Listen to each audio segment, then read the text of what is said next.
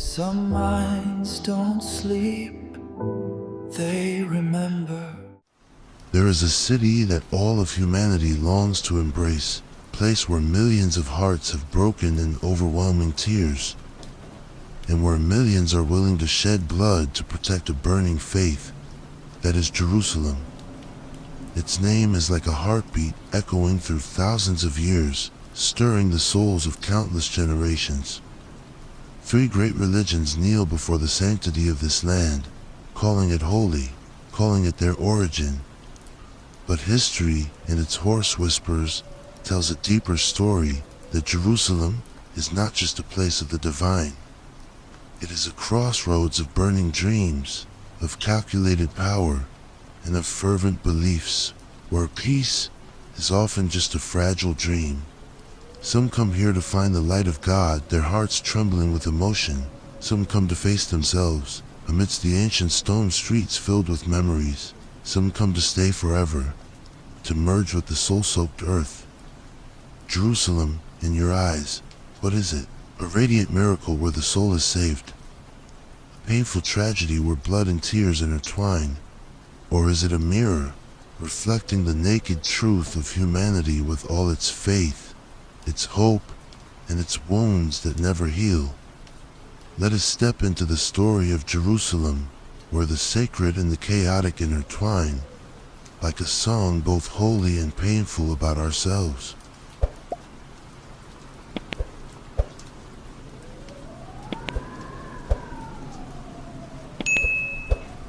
A city wrestling with the heavens. To understand the obsession named Jerusalem, the fever that has seized civilizations for thousands of years, we must abandon the notion that its history is a straight line. It is not a timeline, it is a loop. A tragic loop of creation, destruction, and rebirth, repeating over and over for millennia. Imagine a master potter, hands calloused from decades of labor, pouring their soul into creating a perfect vase. Every curve, every detail is a testament to their devotion. But the moment the vase emerges from the kiln, radiant and whole, a stranger rushes in and smashes it to pieces. Undeterred, the potter kneels amidst the shards, their trembling hands gathering every fragment. Patiently, lovingly, they piece it back together, creating a new vase bearing the scars of the past, but still shining with an unbreakable beauty. And then, just as it stands whole again, another blow strikes, shattering it all once more. This loop, build, destroy, rebuild continues without end, through centuries, through millennia. That is the story of Jerusalem. The story begins long ago with another name, Salem, the city of Melchizedek. A mysterious king-priest mentioned in the Hebrew Bible was already a place steeped in reverence, whispered about in ancient texts as a sacred land. Then came King David, the warrior poet of the Israelites. Around 1000 BCE, he conquered the city and declared it the eternal capital of the Jewish people. Under his son, Solomon, the first temple was erected, a masterpiece of architecture and faith, a house for God himself. The golden walls shimmered under the desert sun like a beacon, a symbol that Jerusalem was no ordinary city. It was chosen, but the world does not tolerate beauty. Around 587 BCE, the Babylonians swept in, their armies merciless. They burned the city, smashed the temple, and exiled the Jewish people to distant lands. The vase was shattered for the first time, its pieces scattered across a broken dream. Decades later, the Jewish people returned, their spirit unbroken. With resilience and faith, they rebuilt the temple, stone by stone, on the ashes of the past. They resurrected Jerusalem, breathing life back into the city's wounded heart. The vase stood whole again, scarred but proud.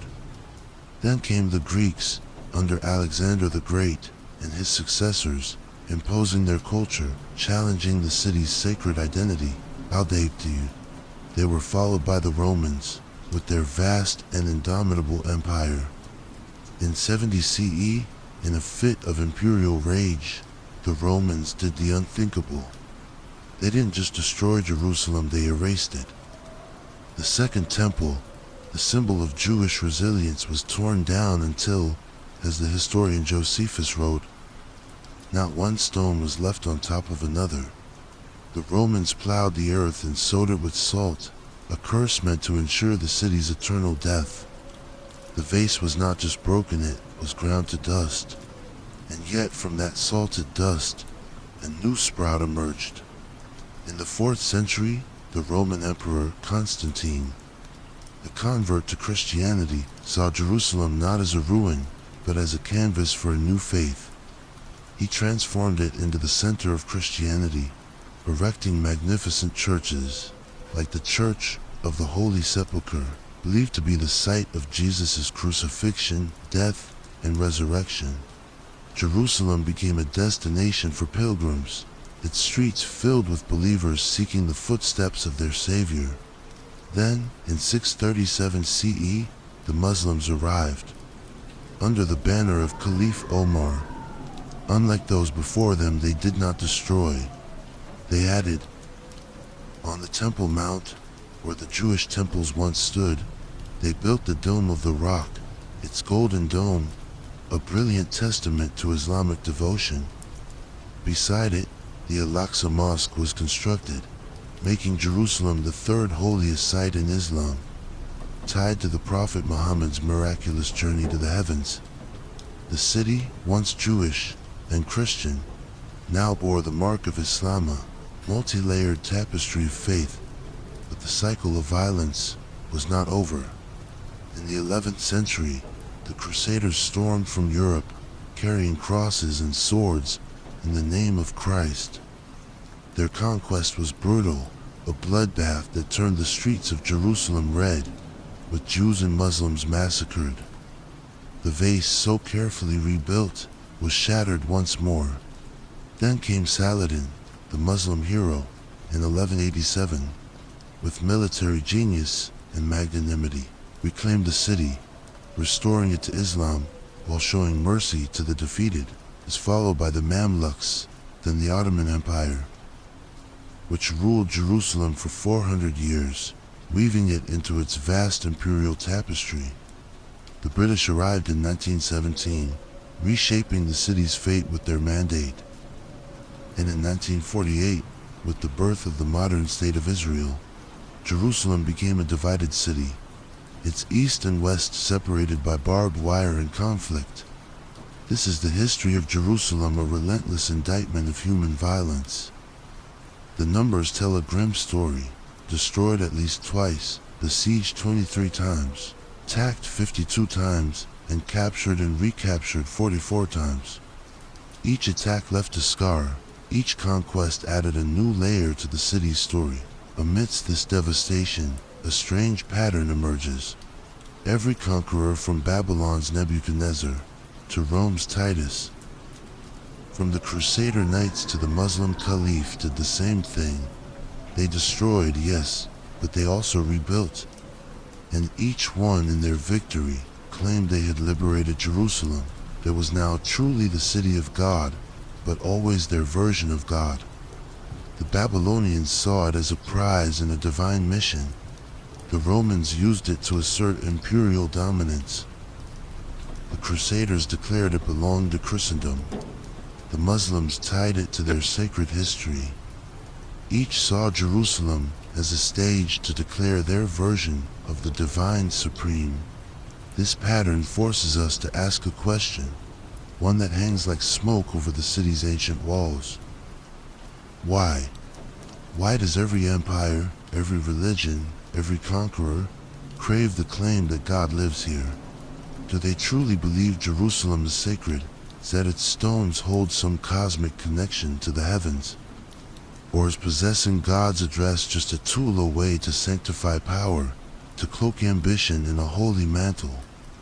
When you declare God is on my side, any action, no matter how brutal, becomes justified.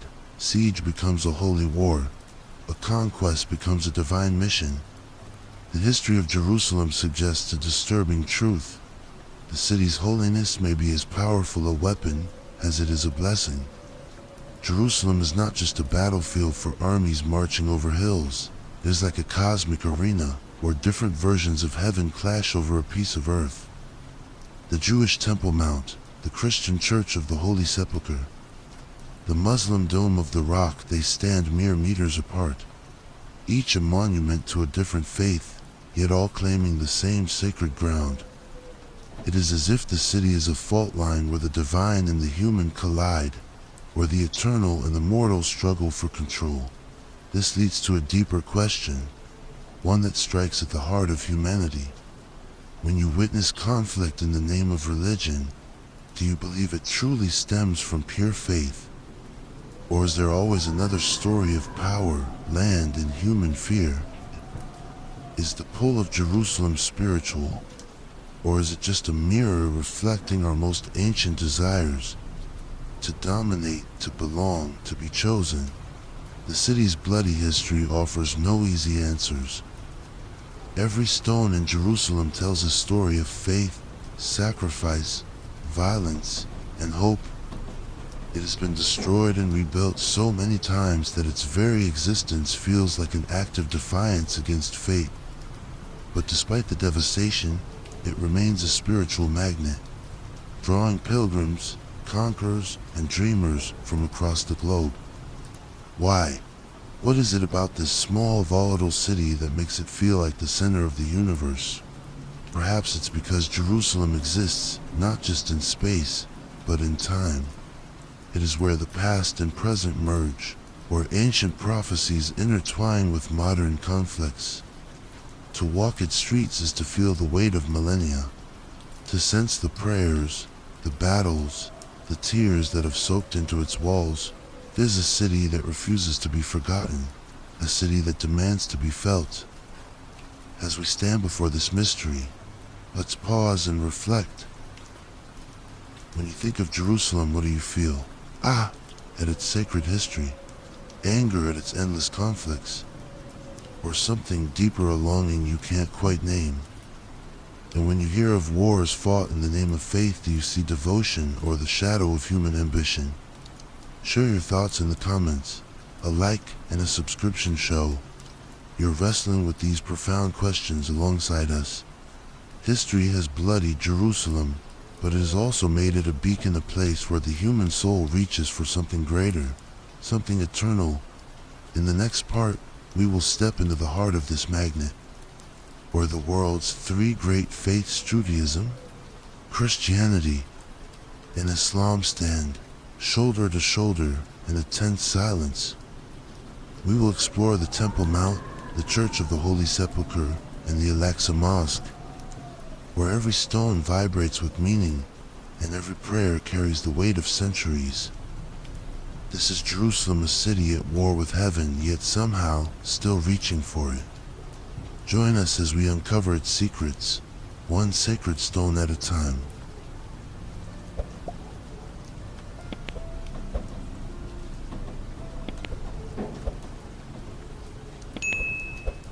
The epicenter of spiritual tremors.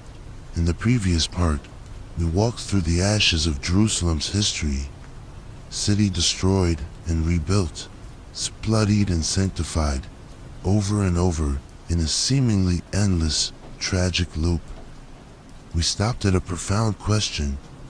Why?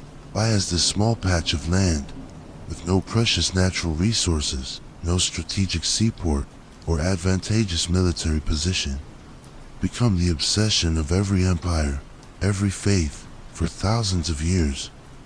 The answer lies not in battles or the proclamations of kings. It lies somewhere deeper, more powerful, a place where people believe the boundary between humanity and God is as thin as a single hair. Imagine you are standing in the old city of Jerusalem, a cramped labyrinth, less than a square kilometer in size, yet holding the weight of millennia. In this tiny space, the world's three great monotheistic religions, Judaism, Christianity, and Islam, place the very heart of their faith. More than half of humanity, from remote villages in Africa to modern cities in the West, turns toward this place in their most private prayers. This is not just a city. This is the epicenter of spiritual tremors, a place where people feel closest to the sacred, where they believe they can touch the sky. Today, I invite you to join me on an impossible walk, not with our feet, but with our minds. We will journey through 3 different worlds, separated by only a few hundred steps, yet each opening into its own story, its own belief, its own dream. Prepare your soul, for this place is not just stone and walls, it is memory, it's tears and whispers echoing from 1,000 years ago. Let us begin our journey at the Western Wall, known as the Kotel in Hebrew.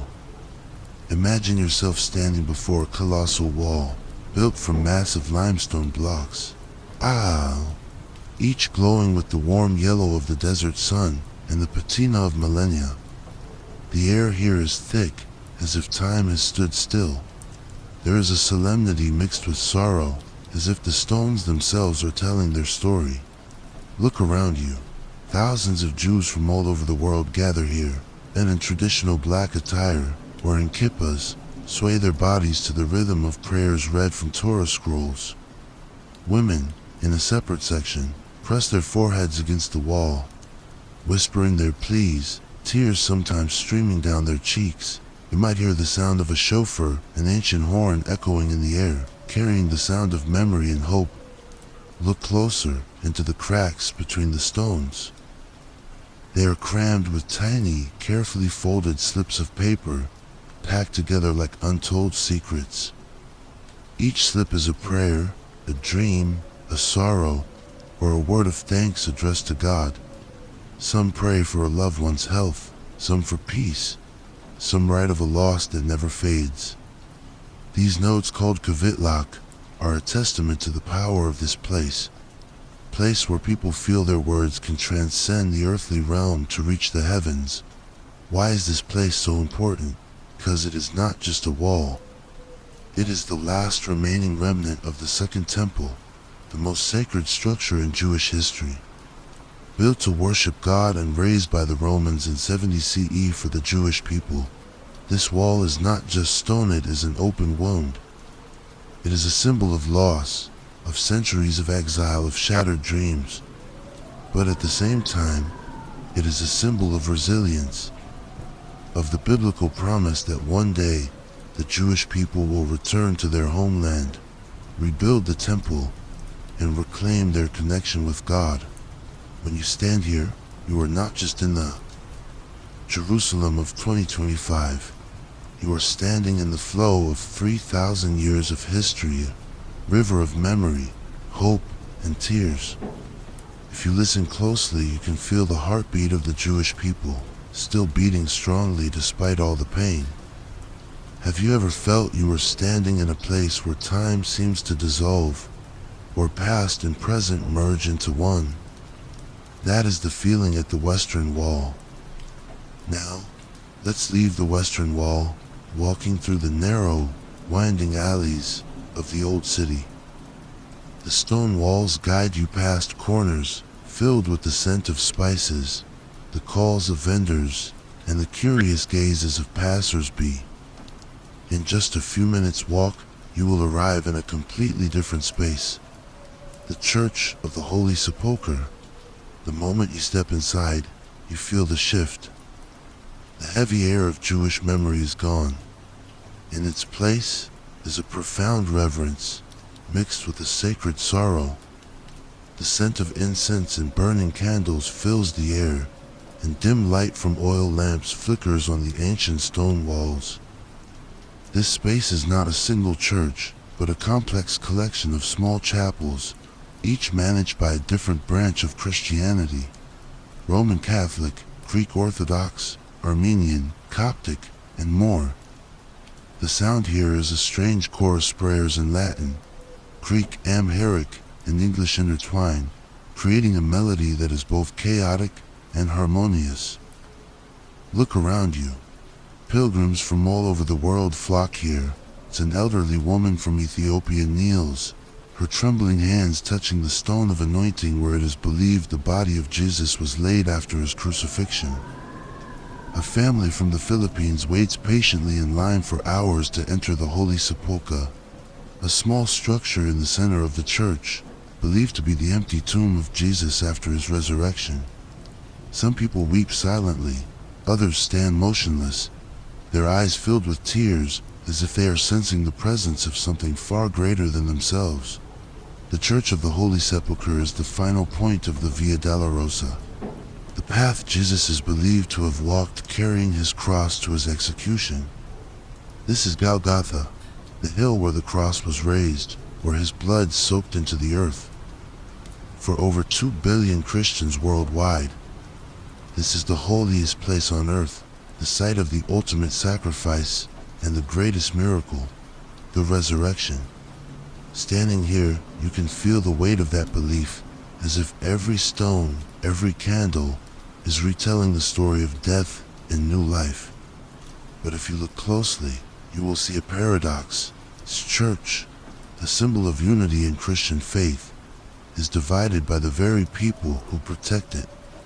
The Christian denominations often bicker over control, to the point that a small wooden ladder, placed on a window ledge in the 19th century, remains in place, because no one can agree on who has the authority to move it. Don't you find that strange? A place so holy, yet bound by human disagreements. Now step out of the dim interior of the Church of the Holy Sepulchre and climb a small hill within the old city. When you arrive, a breathtaking view unfolds before you. The Dome of the Rock, a solid gold dome, glitters under the sun, set against the deep blue sky of Jerusalem, like a precious jewel in the heart of the city. This is not a mosque, but a shrine, built to protect a rock, but not just any rock. For over 1 billion Muslims, this rock is the site of a miraculous event. They believe that on one fateful night, the Prophet Muhammad rode the winged steed Buraq, flying from Mecca to Jerusalem, and from this very rock, he ascended to meet God during the night journey. The Dome of the Rock, built in 691 CE, is a monument to that sacred moment, a direct connection point between earth and heaven. Next to it, just a few steps away, is the Al-Aqsa Mosque, where the Muslim community gathers for prayer, turning this entire area known as the Haram al-Sharif into the third holiest site in Islam, after Mecca and Medina. The atmosphere here is completely different, is vast, open, and has a strange serenity, as if time slows down. See Muslim families strolling, children playing in the large plaza, and elderly men meditating under the shade of olive trees. But when the call to prayer rings out, the entire space falls into silence. Everyone turns towards Al-Aqsa, kneeling in unison, creating an image that is both simple and powerful. 3 sites, 3 faiths. Only a few hundred meters apart, the western wall of the Jews, the Church of the Holy Sepulchre of the Christians, and the Dome of the Rock and the Al-Aqsa of the Muslims.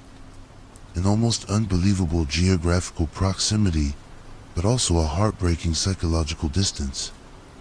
All 3 religions worship one God, but each looks at the same hill, the same rock, and sees completely different stories. Imagine them as 3 half-brothers, all claiming inheritance to the same ancestral home.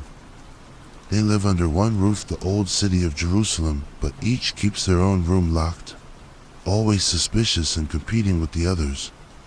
The Jews see the Western Wall as the last trace of their temple, where they await the Messiah.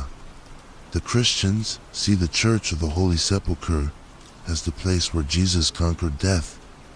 The Muslims see the Dome of the Rock as the gateway to heaven.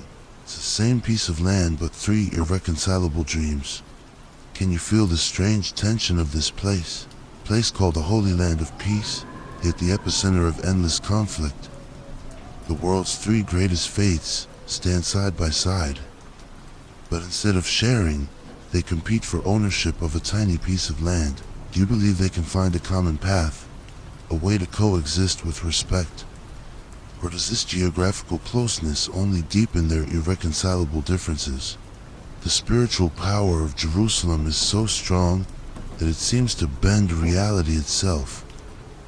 It makes people feel small before the greatness of faith, but also makes them susceptible to the conflicts of that same faith. This place is not just a city, it is a mirror, reflecting both the light and darkness of the human soul. Pause for a moment and reflect. If you were standing in the old city between these three holy sites, what would you feel? A sense of connection to the divine, or a sadness for human division? Do you think a place so sacred can ever become a symbol of peace, or will it forever be a flame of conflict? Share your thoughts in the comments. Your answer doesn't just speak about Jerusalem, it speaks about you, about how you perceive faith, peace, and the paradoxes of humanity. The concentration of spiritual energy in Jerusalem is so intense that it sometimes transcends conventional logic, causing phenomena that science struggles to explain. In the next part, we will explore a strange mystery, the Jerusalem syndrome, an affliction of the soul that occurs only in this place where spiritual tremors can cause people to lose themselves.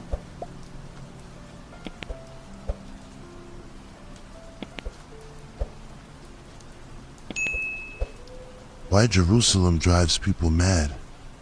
In the last part, we entered the epicenter of spiritual tremors in the old city of Jerusalem, a tiny labyrinth where the world's three great faiths coexist, separated by mere meters, yet divided by chasms of history and belief. We felt the power of this place, where the boundary between humanity and God is as thin as a hair, where every stone seems to whisper stories from millennia past. But that power doesn't just inspire or bring peace. Sometimes it does something much stranger. It bends the mind, dissolving the line between reality and dreams. Today we will explore a unique phenomenon, a mystery that happens only in Jerusalem, the Jerusalem syndrome. This is the story of souls swept up in a vortex of faith, where spiritual energy is so intense it can turn an ordinary person into a prophet in their own mind. Prepare yourself, because this story isn't just about Jerusalem, it's about us. It's about how belief, expectation, and our deepest longings can shake the very foundation of our identity. Imagine you are an ordinary tourist, perhaps from a small town, an American accountant, a teacher, or an office worker, not a fanatic. You grew up with stories from the Bible, and your lifelong dream has been to set foot in Jerusalem. It's the holy city you've read about since childhood. You save your money, book a flight, and finally, you arrive in the old city, where kings, prophets, and divine events have shaped human history. On the first day, you wander through Jerusalem's narrow alleys, stand before the Western Wall, feeling the solemnity of the ancient stones. You step into the Church of the Holy Sepulchre, where the scent of incense and the dim candlelight send a shiver down your spine. You gaze at the dome of the rock, glittering under the sun, and an overwhelming feeling washes over you. This isn't just a city, it's the center of the universe, a place where you feel closer to God than ever before. You are moved, perhaps to tears, and you feel your heart expand before the grandeur of this place. But then, on the second day, something strange happens. You begin to feel an inexplicable agitation. An invisible pressure weighs on your mind. Want to be clean, not just physically but spiritually. You bathe repeatedly, trim your nails, and groom yourself obsessively. You read prayers not once, but for hours on end, as if you were trying to wash away something deep inside. By the morning of the third day, everything changes completely. You tear the white bedsheet from your hotel room, wrapping it around yourself like the robe of an ancient prophet, walk barefoot, leave your hotel, and head straight for the old city. The crowds look at you with curiosity, but you don't care. In your mind, You are no longer an ordinary tourist. You are a messenger of God chosen to announce the final judgment. Stand in the middle of a square, raise your hands to the sky and begin to preach, quoting scripture with a passionate voice. You call for people to repent, warning of a world on the brink of collapse. The crowd murmurs. Some people laugh, but you don't see them. You only see your mission. The Jerusalem police, who are all too familiar with such scenes, gently approach you. They take you to a special medical center where you are cared for by doctors who specialize in this strange phenomenon, the Jerusalem syndrome. After a few days of treatment, away from the intense atmosphere of the city, you gradually return to normal. Sitting in a hospital room wearing a patient's gown, you look back on what happened with a profound sense of confusion and shame. You can't explain why you acted that way. Dream and reality had merged, and for a moment you had lost yourself. You are not alone. Every year, dozens of tourists and pilgrims, people with no prior history of mental illness, go through similar experiences. They come to Jerusalem with an open heart, and then, as if sucked into a spiritual vortex, they fall into a temporary state of psychosis. The symptoms often follow an almost identical script: anxiety, an obsession with purity, sewing or wrapping oneself in a white robe, and finally, going out in public to preach or deliver prophetic messages. This is not a random phenomenon. It is what doctors call the Jerusalem syndrome, an acute psychotic disorder that occurs only in this city.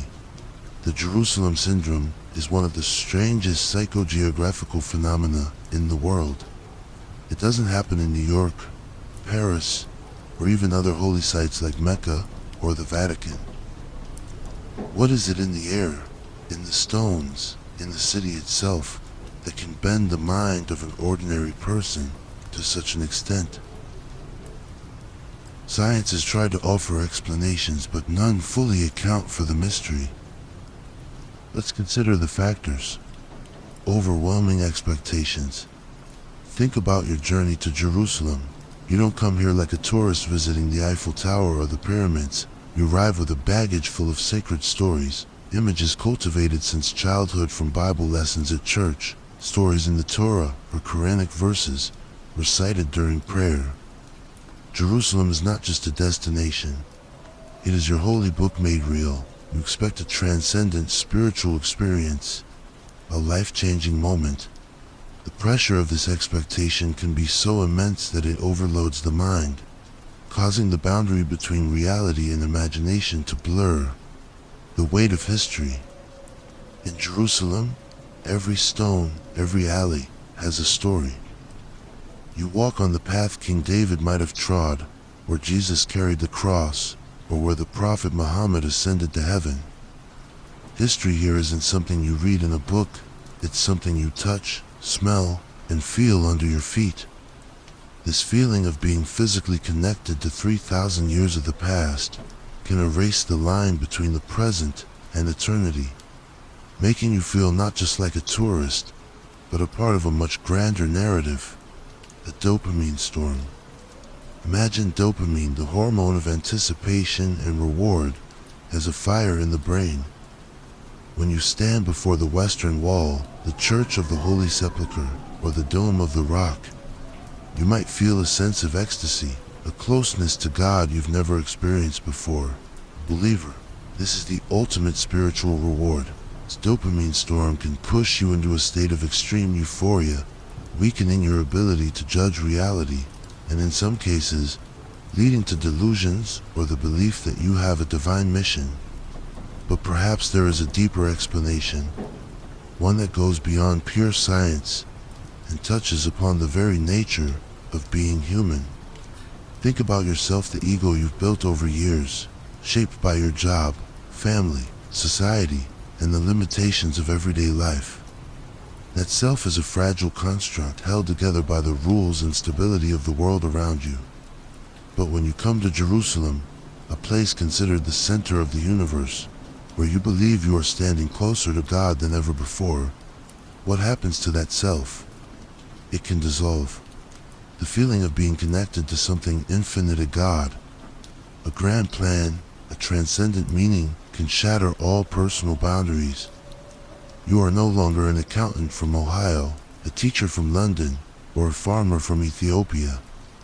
You become part of a larger story, a divine mission. In that state, normal social rules, how you dress, behave, or think, no longer apply. You might believe you are receiving direct messages from God, that you have been chosen to deliver an ultimate truth. You come to Jerusalem to find God, and instead, in a moment of ecstasy, you find yourself dissolving. The Jerusalem syndrome may be an extreme manifestation, but it raises a larger question. Are we all, to some extent, searching for our own Jerusalem, a place, an idea, a belief, or even a person that makes us feel connected to something greater, that allows our small ego to temporarily disappear? Perhaps it's the moment you stand before a masterpiece of art, get swept up in a social movement, or become passionate about an ideal. That feeling of being part of something vast is both empowering and potentially dangerous, isn't it? Think about a time in your life. Have you ever been so caught up in a belief, an idea, or an experience that it changed how you perceive reality? Maybe it was a moment when you felt connected to the universe, to God, or to a higher purpose. That feeling made you feel alive, but at the same time, it made you wonder, where is the line between intense faith and obsession? How do we know when belief is lifting us up and when it is pushing us into an abyss of our own minds? The Jerusalem syndrome is a reminder that the power of belief can be both a guiding light and a whirlwind that sweeps us away. In Jerusalem, where spiritual energy is more concentrated than anywhere else, this phenomenon becomes more apparent. But perhaps we all carry a piece of this syndrome within USA, yearning for meaning, fear of our own smallness, and a desire to touch the eternal. The Jerusalem syndrome raises a deeper question about the city itself. Does Jerusalem actually cause this imbalance? Or is it just a mirror reflecting the deep-seated longings and conflicts within the human soul? This city, with its bloody history and intense spiritual energy, seems to have the ability to amplify every emotion, every belief. It makes those who seek God feel closer to Him than ever before, but it also makes the cracks in their minds more apparent. Imagine standing in the old city, hearing Jewish prayers mingling with church bells and the Muslim call to prayer. You feel the weight of this place, a place where history, faith, and humanity collide. Do you think a city like this can ever bring peace? Or is it destined to be a furnace of conflict? Do you believe that humans can overcome their differences to find unity in their most sacred place? Or will the intensity of Jerusalem always be a curse, shattering both minds and hearts? Share your thoughts in the comments.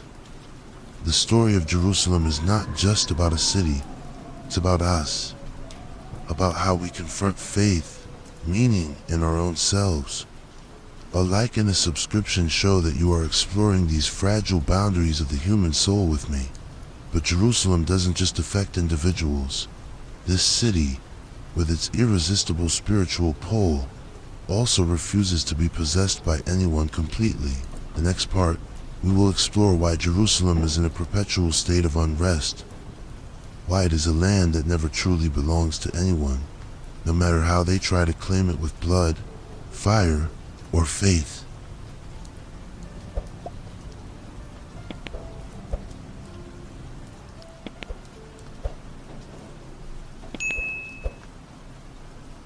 A city that refuses to be owned. In the previous part, we witnessed how Jerusalem impacts the human mind through the Jerusalem syndrome, a strange phenomena where ordinary visitors, caught in the city's spiritual vortex, transform themselves into prophets in their own imagination. We saw the incredible power of this place, its ability to overwhelm an individual's ego, causing it to dissolve before the majesty of faith. But today, we explore a deeper paradox. A city that can subdue the human mind yet fiercely refuses to be subdued by any empire, religion, or will. Jerusalem is not just a piece of land, it is an untamable idea, a symbol that will never belong to anyone. Let's look back at Jerusalem's history, not as a sequence of events, but as a story of eternal defiance. From the Babylonians to the Persians, from the Greeks to the Romans, from the Muslims to the Crusaders, from the Mamluks to the Ottomans, the British, and now the modern state of Israel, every power has come here, bearing swords, fire, and bold proclamations. They planted their flags on its ancient walls, declaring Jerusalem is ours. They built temples, churches, and mosques as if to carve their permanent mark on this land. But all of them, in the end, failed not because they were defeated on the battlefield, but because of a deeper spiritual failure. Jerusalem has never been truly tamed, no matter which empire controlled it. The city has always carried within it the smoldering embers of rebellion, the tension that never ceases. A thrown stone, a prayer deemed blasphemous, or a suspicious glance between pilgrims, all it takes is a tiny spark to ignite Jerusalem into a blaze of conflict. It's like a wild horse, proud and indomitable. You might temporarily place a saddle on its back, but its spirit never belongs to you. It always seeks to throw you off, challenging every attempt at control. Pause for a moment and think about this. Have you ever tried to hold on to something, an idea, a dream, or even a person, that the tighter you grasped, the more it slipped through your fingers? Jerusalem is the embodiment of that defiance, but on the scale of a city, a symbol, a timeless meaning. Why can this small patch of land with no gold mines or strategic seaports resist every attempt to possess it? Why does it always stand firm despite thousands of years of being invaded, destroyed, and redefined? The answer lies in Jerusalem's very nature. Conquerors weren't just trying to capture a city of stone walls and narrow alleys. They were trying to capture an idea too large, too complex, and too sacred to be contained by any single entity. For each religion, for each people, Jerusalem is not just a place on a map, is the embodiment of their deepest dreams, their most sacred promises, and the stories that shape their identity.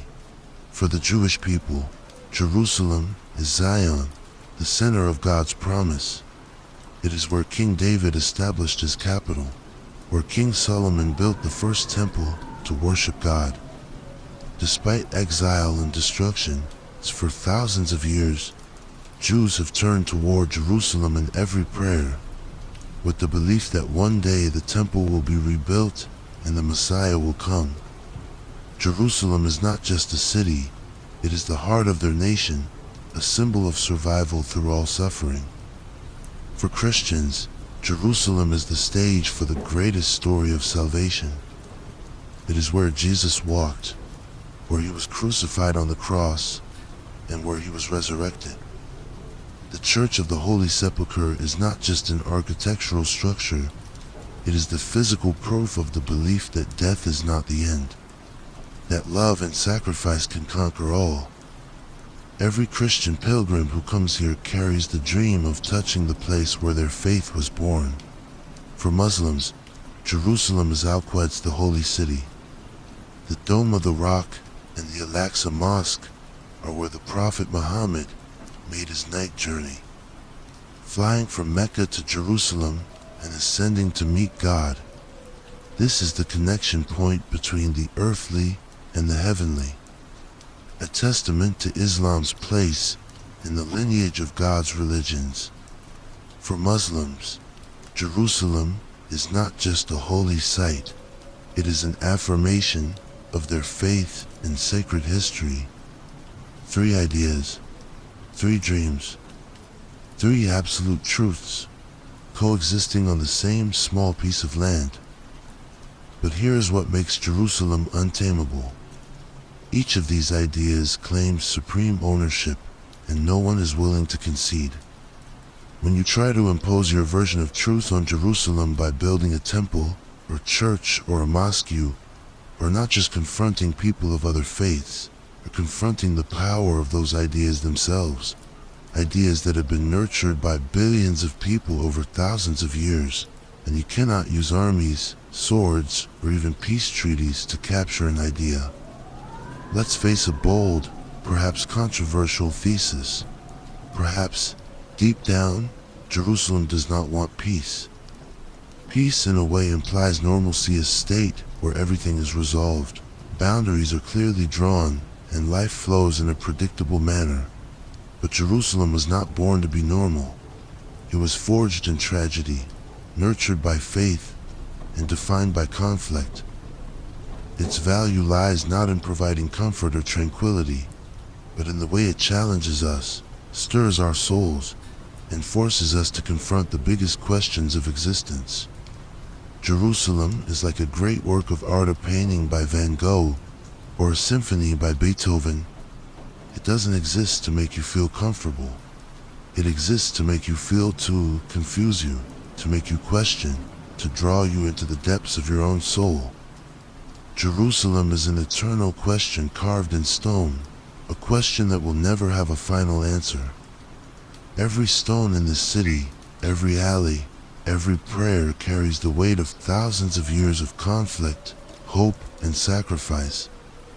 It demands meaning, not peace. Try to think about this in your own life. Have you encountered places, ideas, or people that never brought you peace, yet changed you forever? Perhaps it was a book that kept you up at night with the questions it posed, a conversation that made you re-examine yourself, or a place that made you feel both small and connected to something vast. Jerusalem is the embodiment of those experiences, but on a grander scale, does not allow you to be indifferent, forces you to confront the deepest questions. What do you believe in? What are you willing to sacrifice for? What truly defines who you are? Jerusalem's untamable nature doesn't just come from the ideas that people have attached to it. Perhaps it also comes from the very essence of the land itself, from stories older than the religions we know. For the Jews called it Zion, before the Christians called it Golgotha, before the Muslims called it Al-Quds. Jerusalem was Salem, the city of Melchizedek, a mysterious king-priest from the Bible. There are legends that this place, especially the Temple Mount, is where God created the world, the center of the universe, the starting point of all life. These stories, whether myth or truth, have seeped into the soil, the air, the very soul of the city. Every empire, every religion that came here tried to rewrite Jerusalem's story, but no one could erase the previous layers. Babylonians destroyed the temple, but the Jews rebuilt it. The Romans razed the city, but the Christians erected churches. The Muslims built the Dome of the Rock, but they couldn't erase the Jewish or Christian imprints. Each time it was conquered, Jerusalem was not erased, it absorbed, reshaped, and continued to challenge those who sought to own it. It is like a book where each chapter is written in a different language, but no chapter can erase the ones that came before. Have you ever considered that there are places in this world born to be controversial, to test us? Places that never allow us to rest in comfort, but instead force us to question ourselves, our beliefs, and the meaning of existence. Jerusalem is such a place. Its value lies not in bringing peace, but in being an eternal flame, a flame that both illuminates and burns. Pause for a moment and reflect. If you stood in the old city of Jerusalem, looking at the stone walls bearing the marks of millennia, what would you feel? Sense of awe at the greatness of this place, or a sadness for its never-ending conflicts? Do you think a city like Jerusalem can ever find peace, or is it destined to be a battlefield of ideas forever? More importantly, do you believe that places like this, places that challenge every definition of ownership, are necessary to remind us of the complexity of humanity? Jerusalem is a question that will never have a final answer. It does not belong to the Jews, the Christians, or the Muslims, though they all claim ownership. It does not belong to any empire, no matter how many flags they plant on its walls. It belongs to itself, untamable symbol, an idea that cannot be imprisoned. And perhaps it is this very untamability that is the reason it still exists, still attracts millions from around the world, and still forces us to confront the biggest questions of faith, power, and meaning. Share your thoughts in the comments. What do you think of a city that refuses to be owned? Are there places or ideas in your life that hold a similar power, making you both love and fear them? Like in a subscription show, that you are exploring these profound paradoxes with me. In the next part, we will dig deeper into the ancient myths of Jerusalem, the stories that lie deep beneath the stones, the legends that may hold the key to understanding why this city will forever be an unsolvable mystery.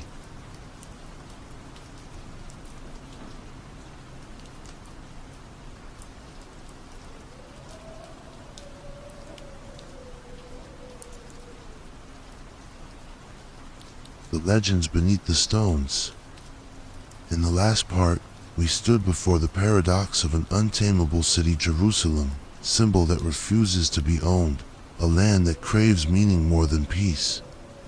We saw how it defies every empire, every religion that tries to claim ownership, like a wild horse that can never be tamed. But that defiance might not come solely from human ideas. Perhaps deep beneath the ancient stones there are stories, myths far older than the history we know, whispering of a power beyond our understanding. Today we will become archaeologists of the soul, using not picks and shovels, but our imagination to dig deep into the land of myth.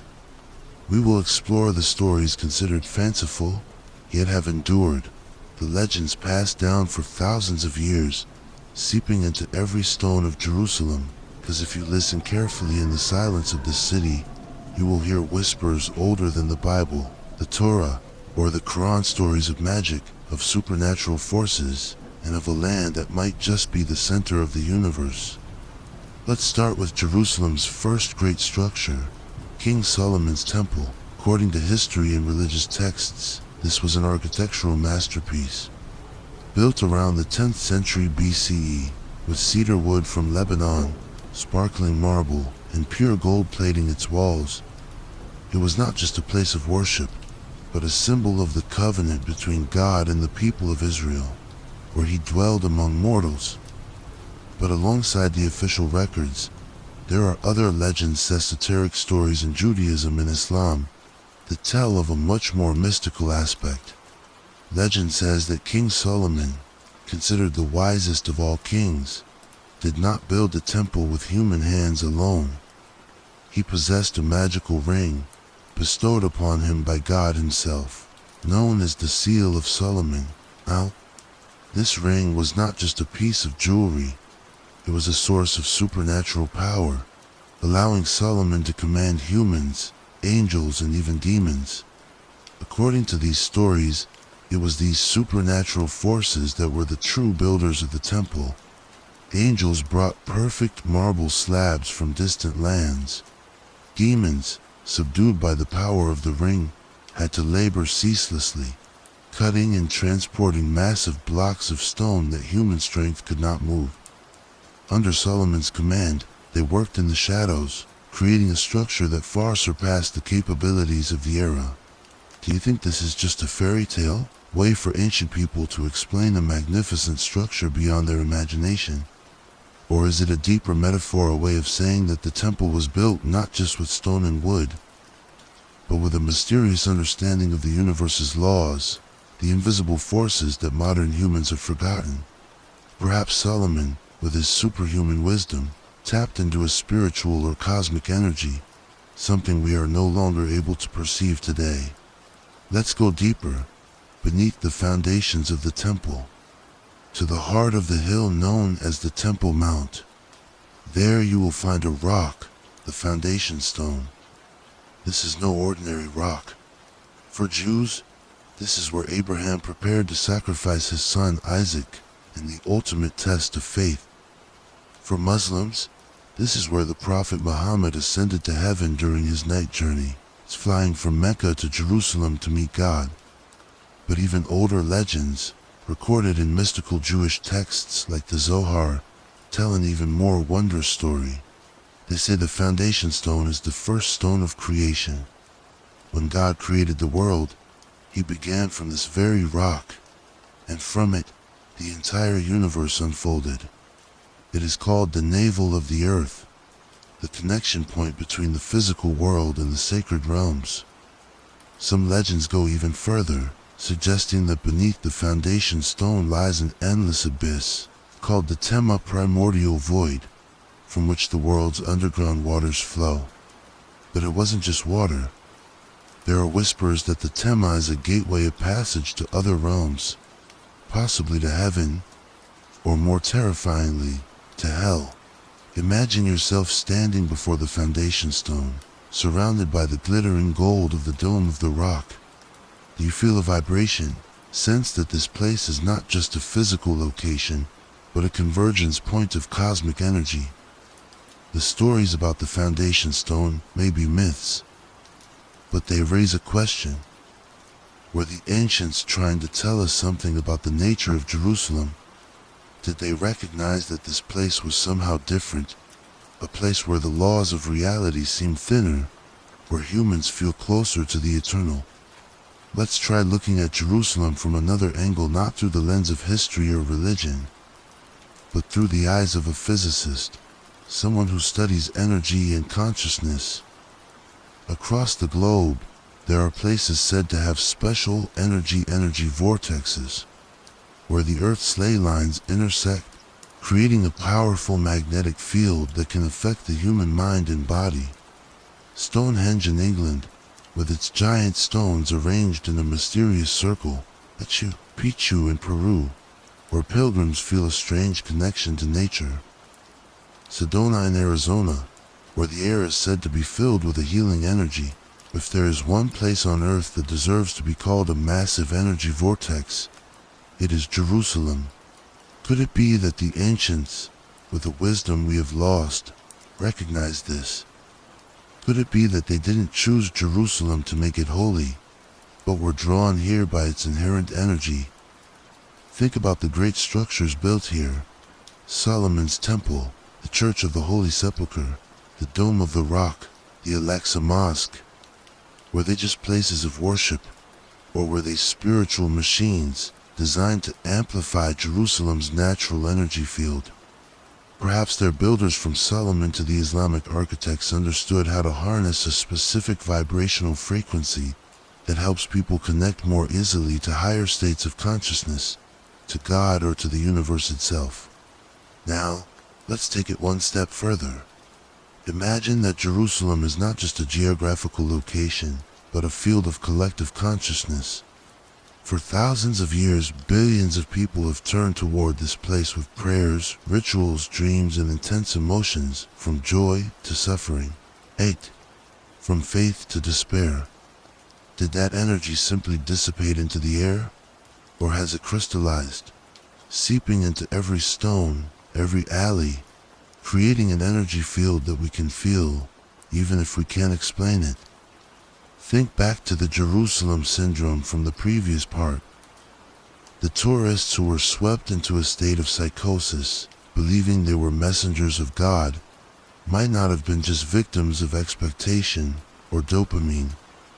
Perhaps they were affected by this very energy field, a resonance of thousands of years of faith, conflict, and sacrifice.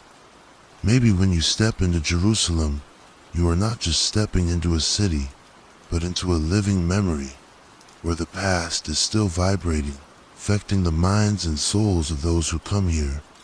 Have you ever been to a place where you felt a strange connection, as if the place itself was speaking to you? An old house, a quiet forest, or an ancient temple? In Jerusalem, that feeling is amplified 1,000-fold. It doesn't just contain memories. Is memory a repository of humanity's stories, beliefs, and emotions? Let's pause and reflect. Do you believe in the power of collective thought?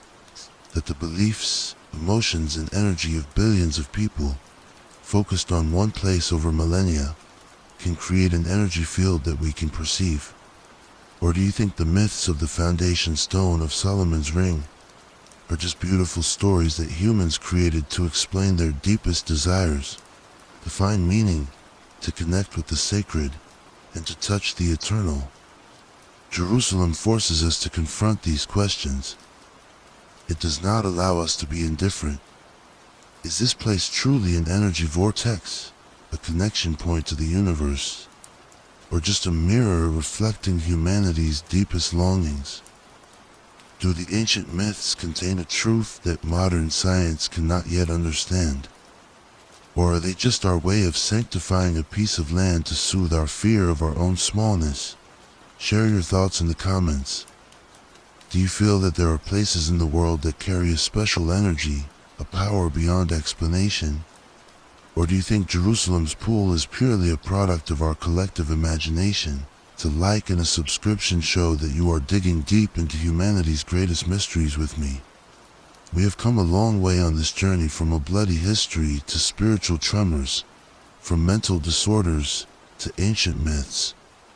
But perhaps the final answer lies not in the stones, the legends, or the magnificent structures. It lies somewhere much closer inside you. In our final part, we will take one last journey, not through the alleys of Jerusalem, but deep into your soul, where questions of faith, meaning, and existence await an answer.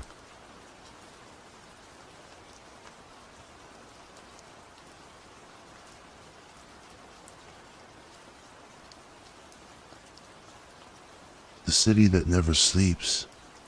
And so, our journey comes to its final chapter. We began with a question: why Jerusalem? And to find the answer, we have traveled down very long roads. We have walked through the ashes of history, witnessing a city bloodied and sanctified over and over. We have stood at the epicenter of spiritual tremors, where three great faiths share one piece of land, but not one room. We have faced the fragility of the human mind with the Jerusalem syndrome. We have felt the defiant will of a city that refuses to be owned. And we have dug beneath the very stones into a world of myths about angels, demons, and invisible energy fields. A long and dark journey. And now, as we stand here at the end of the road, what is the answer? Perhaps after all this we realize that we were asking the wrong question. The question isn't, why is Jerusalem important? It is, important to whom? Because this city in the end is not a single entity. It is a giant mirror, and every person, every empire, every faith that looks into it sees a completely different reflection. A conqueror looks and sees a prize, a symbol of ultimate power. Pilgrim looks and sees a destination, a validation for a lifetime of faith. An archaeologist looks and sees a historical puzzle. A self-proclaimed prophet looks and sees a stage for their revelation. And an artist, perhaps, would look and see an eternal tragedy. Jerusalem has no single truth. It is the sum of a billion truths, a billion stories, layered on top of each other over thousands of years. And perhaps that is precisely why it can never have peace. Because peace requires consensus, a shared story. And Jerusalem is a place where every stone tells a different story, depending on who is listening. It is a city that never sleeps, because its dreams, its memories, and its nightmares are always awake. That brings us to a final feeling, one that you may have started to feel as well. Perhaps you don't really visit Jerusalem, just pass through something, and something passes through you. You cannot come here and leave unchanged. These stones, this air, they will leave a mark on your soul. A question, a disquiet, a sense of both the greatness and the smallness of humanity. And that leads us to our final question for tonight. A question just for you. After walking with me through all these corridors, if tonight you had the chance to stand alone in the old city, under the starry sky of the Judean desert, what would you do? Would you look up and speak to God? And if you did, what would you say? Would you ask for a wish for yourself? Would you pray for the peace of the very city beneath your feet? Would you ask a question? One you've held in your heart for a long time, hoping this is the only place that could answer it. Would you say nothing at all? Would you just be silent and listen? Listen to see if this city, after thousands of years of prayers, screams, pleas, and curses from humanity, still knows how to listen back. I don't have the answer for you. No one does. Perhaps the true value of Jerusalem lies not in the answers it might provide, but in the very questions it forces us to ask ourselves. It is a pilgrimage not to a place, but deep into our own souls. Thank you for bravely joining me on this long and complex journey. Your patience and reflection are an invaluable inspiration. If these stories meant something to you, please leave a like and subscribe to the channel so we can continue together on the long nights ahead. The night is very late now. The mystery of Jerusalem will, perhaps, never be fully solved. And perhaps that's for the best. Because as long as it remains a mystery, it remains an invitation. An invitation for us to keep searching, to keep questioning, and to keep hoping. Good night. With dreams of sandstone and distant stars.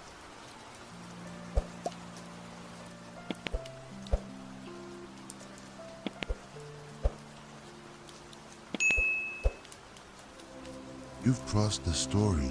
You felt every pulse in the dark. And I was there with you, quietly. Always. That's why I left behind one last thing. Not to explain, not to impress, just to stay with you a little longer. A song I chose with care, as if tucking you in from across time and space. So go on, lay back. The music knows where to take you.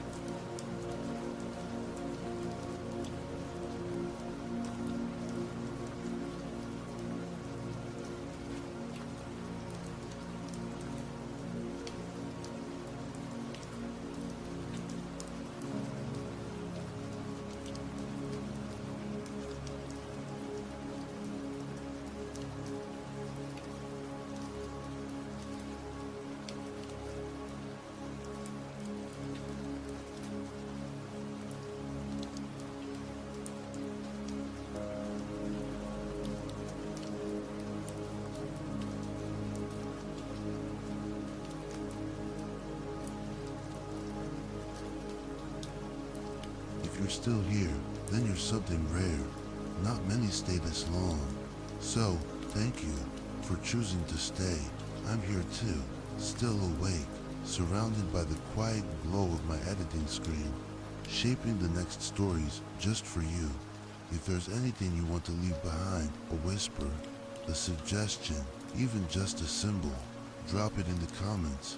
Because maybe, tomorrow night, you'll hear yourself echoed in a story that's never been told before.